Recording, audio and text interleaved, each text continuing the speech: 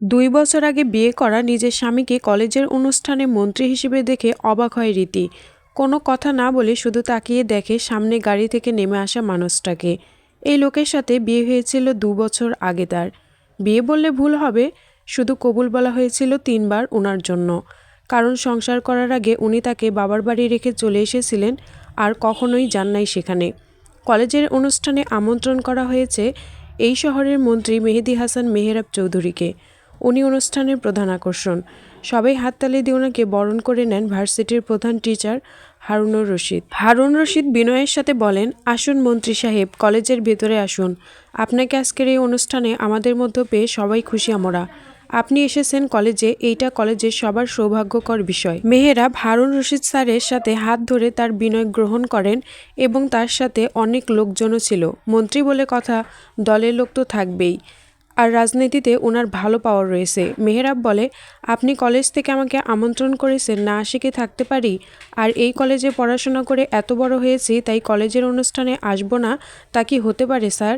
হারুন রশিদ মেহেরাবের এই কথাটা শুনে একটি হাসি দেয়। মন্ত্রী হয়ে যাওয়ার পরেও কি সুন্দর ব্যবহার, কোনো অহংকার নেই কথার মধ্যে। ছাত্র হিসেবে যতটুকু সম্মান শিক্ষককে দেওয়া দরকার তাই দিয়েছে। হারুন রশিদ বলে, মেহেরাব, তুমি এই কলেজের অনুষ্ঠানে অবশ্যই আসবে। সত্যি আজকে তোমার এই সাফল্য দেখে শিক্ষক হিসেবে আমি গর্ববোধ করি। এসো, কলেজের ভেতরে এসো। মেহেরাব স্যারের কথা শুনে কলেজের ভেতরে ঢুকে আসে, কিন্তু সে কি জানে তাকে দেখে একজনের চোখ দিয়ে অঝরে পানি পড়ছে। রীতি এই কলেজের অনার্সের প্রথম ইয়ারের ছাত্রী। আজকে কলেজের অনুষ্ঠানে সব আয়োজনে সাজগোজের দায়িত্ব ওর। স্যার বলেছে রীতি সব দায়িত্ব নিবে।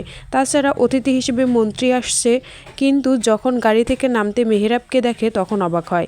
মেহেরাব গাড়ি থেকে নামলে সবাই মন্ত্রী এসেছে বলতে থাকে, কিন্তু রীতিকে হাততালি দিবে সে সম্পূর্ণ বাকরুদ্ধ হয়ে গেছে। কারণ বিয়ের আগে পাত্র হিসেবে যার ছবি দেখিয়েছিল উনি সেই মেহেরাব। বিয়ের আসরে যার জন্য কবুল বলেছে সেই মানুষটা তার সামনে অজানা হয়ে দাঁড়িয়ে রয়েছে। রীতির শুধু ২ বছর আগের ঘটনা মনে করে অঝরে চোখ দিয়ে পানি পড়ছে। অন্যদিকে সিমি, রীতির বন্ধু, সেওকে খুঁজছে। হঠাৎ গেটের সাথে রীতিকে পাথরের মতো দাঁড়িয়ে থাকতে দেখে ওর কাছে গিয়ে একটা ধাক্কা দিয়ে জিজ্ঞেস করে, কিরে রীতি, তুই এরকম পাথর হয়ে দাঁড়িয়ে কি করছো সেখানে? কি মন্ত্রীকে দেখে কি চোখের পলক পড়ছে না? যা দেখতে মন্ত্রী মেহেরাব চৌধুরী, এই রকম সুন্দর সুদর্শন ছেলে জীবনেও দেখি নাই আমি। শুনেছি উনি নাকি এই কলেজ থেকেই পড়াশোনা করেছেন, তবে এখনও অবিবাহিত, চাইলে প্রেম করতে পারো।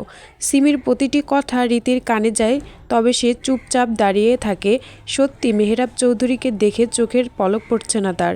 কিন্তু উনি অবিবাহিত কথাটা শুনে এত কষ্টের মধ্যেও হাসি পায় রীতির। সত্যি কি ওনার ২ বছর আগে বিয়ের কথা মনে নেই? রীতি বলে, মন্ত্রী মেহেরাব চৌধুরী সবার সামনে কত ভালো লোক, কিন্তু আসলে একটা জঘন্য লোক।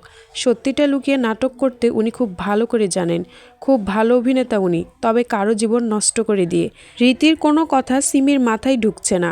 মেহেরাব চৌধুরীকে ভালো নেতা হিসেবে সবাই জানে, তাই কারো জীবন নষ্ট করবে উনি, সেটা হতে পারে না। সিমি বলে, মন্ত্রী মেহেরাব চৌধুরী যথেষ্ট ভালো মানুষ, উনি অনেক ভালো নেতা, সেটা সবাই জানে।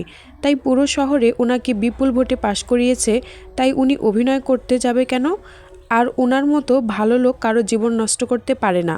তোমার কথাও ভুল হচ্ছে। সিমির কথা শুনে রীতি একটা হাসি দেয়। মেহেরাব চৌধুরী কত ভালো মানুষ সেটাও জানে। যেই লোক বিয়ের আসর থেকে নিজের বউকে ফেলে চলে আসতে পারে শুধু তার বউটা অসুন্দর ছিল বলে, সেই লোক ভালো কি করে হতে পারে? উনি শুধু মানুষের চেহারা দিয়ে মানুষকে বিচার করে, মন দিয়ে না।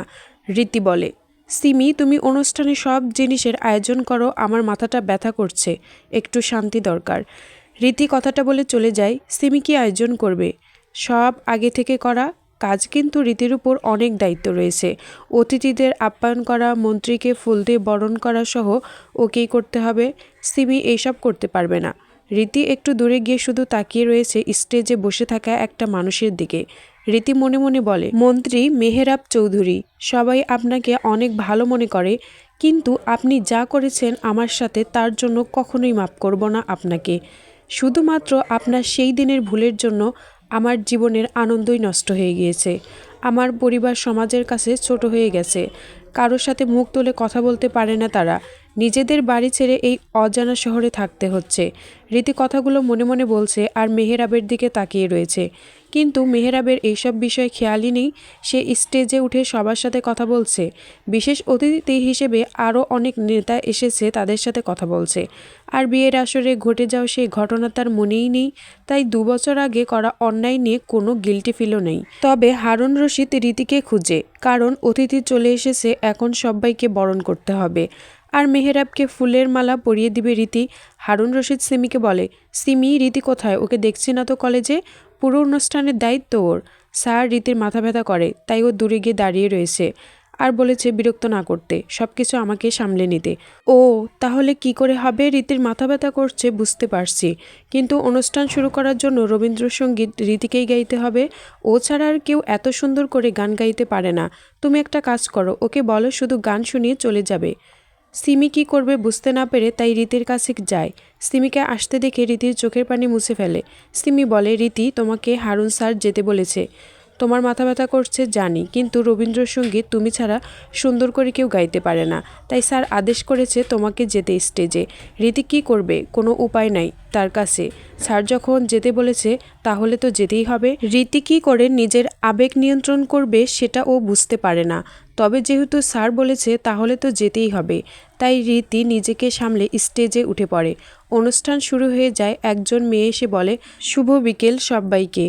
কেমন আছেন আপনারা? আজকে আমাদের মধ্যে উপস্থিত রয়েছে এই শহরের নবনির্বাচিত মন্ত্রী মেহেরাব চৌধুরী। উনি একজন যোগ্য নেতা। আজকে এই অনুষ্ঠানে উনি এসেছেন, তাতে আমরা সবাই খুশি।